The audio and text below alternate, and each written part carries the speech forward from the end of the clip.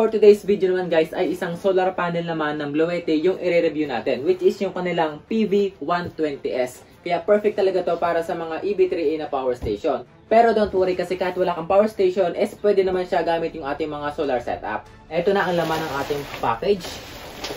Yung number 1, itong plastic na may lamang papel. Tapos, ito na mismong solar panel. Ito, warranty card. Tapos, yung kanilang manual. And then, dito na mismo tayo sa ating solar panel. Ito nga pala ang itsura ng ating PV120S. Medyo matigas naman siya. Akala ko nga noong una hindi siya solar panel kasi iba yung kanyang itsura. Pero nung nabuksan ko is yun, nakita ko na talagang solar panel nga siya at kakaiba yung kanilang itsura kumpara dun sa mga usual na solar panel na ginagamit natin. Kasi naman yung kulay niya ibang-iba kumpara dun sa mga solar panel na ginagamit natin, which is maliwanag or transparent yung likod. Ito naman talagang pure black siya. Ito na yung ating PV120S ng Bluete. Dito sa kanyang likuran, meron na rin siyang stand. Tapos meron na nakalagay kung ilang degree yung gusto mo, 35 degree, 45 degree, tsaka 55 degree para mas straight natin siya sa sunlight. Dito naman sa kabila, meron ditong pouch. Ang laman naman ito ay yung kanyang connector. Yan, MC4 connector para makonect natin sa ating power station. And then dito naman sa harapan, nakalagay pa din dito yung kanyang mga data. Ayan. Model PV120S, peak power 120 watts. Dito naman tayo sa kanyang stand. I-try natin sa 45 degree. So depende na lang kung gaano kalakas yung sikat ng araw, kung paano nyo siya ilagay yung kanyang angle. Pero kapag tirik na tirik yung sunlight, kapag mga alas 12 na, pwede nyo siyang itihaya. Para naman siya mai-connect dito sa ating Bluete power station, kakabit lamang natin sa kanyang MC4 connector. Ito yung nasa solar panel natin. So, ikabit lamang natin siya dito sa ating power station. Yan, sa MC4 niya. And then, pwede na siyang isaksak dito. At magcha-charge na siya. And base nga pala guys sa kanyang description, itong kanyang coating is naka-EETFE na or yung ethylene tetrafluoroethylene. At mas matibay siya kumpara doon sa mga usual na solar panel na ginagamit natin na bubog. Ito mas matibay, ayun o. Yung mga usual solar panel natin na made of bubog or glass, mabilis mabasag kapag nahampas nyo. Iba yung tunog niya. And then sabi nga pala sa kanyang description, ito is waterproof na rin kasi nga naman siya is naka-ETFE coating na.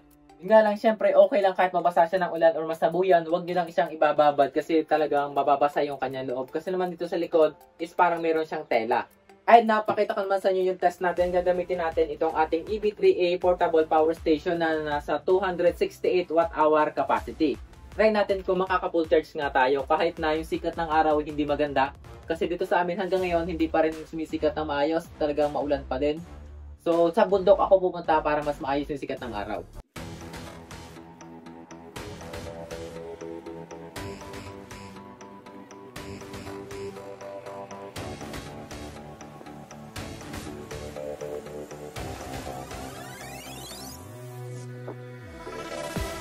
Ayun guys, nandito na tayo ngayon sa ating spot. Dito natin ito-try mag-charge itong ating power station at itong ating Bluete 120 watts na solar panel. Yun nga lang, yung sikat ng araw hindi gaano malakas kasi medyo cloudy. Pero try pa din natin. Ngayon, i-set up muna natin itong ating solar panel. Yan.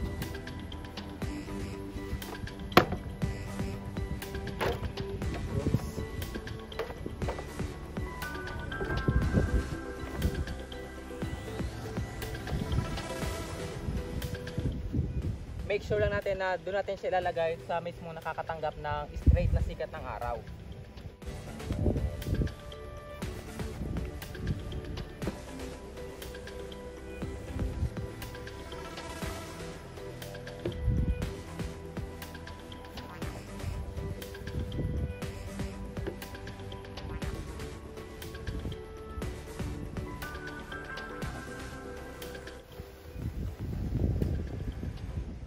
Ito nga pala yung kanyang wire. Diba ang haba din naman.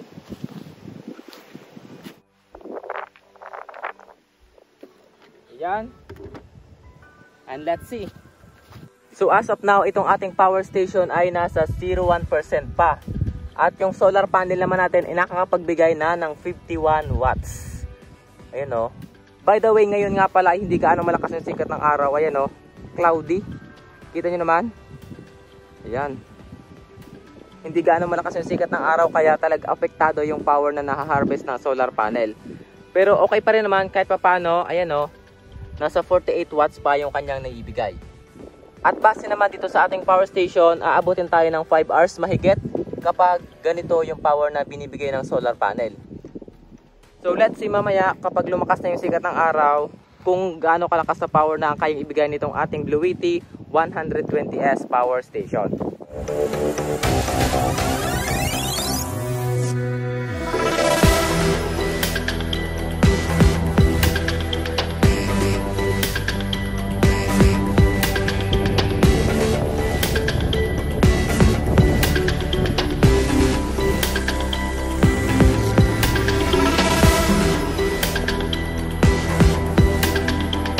Okay, ang oras nga pala ngayon is 9:33 na tanghali.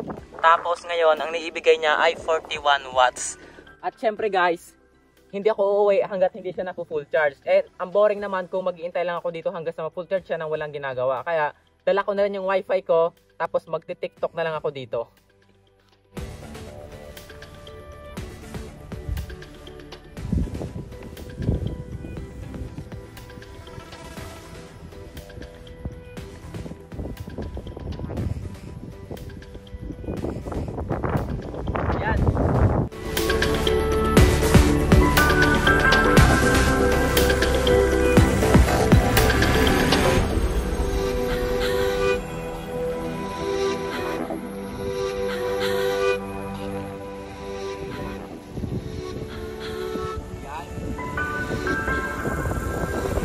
Ayan, tingnan natin yung kanyang power.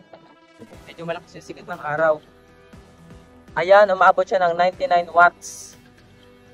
Okay. Kahit pa paano, malapit na rin. Ayan, yung sikat ng araw naman ngayon hindi pa rin gaano malakas. Cloudy pa rin, lalo na kanina. Umulan. Umambon kasi kanina. And eto guys, mukhang hindi pa yata makaka-full charge ngayon. Tingnan nyo naman, mukhang ulan. Aabutan na ako ng ulan. Gagi. Ayan o. Maganda sana dito, lantadan sa init kasi maghapon yung init dito. But the problem, uulan na naman. At dahil nga guys, 12:30 na ako ay nagugutom na rin at hindi naman makalakas yung sikat ng araw, eh next time na lang ulit. Alisin ko na to.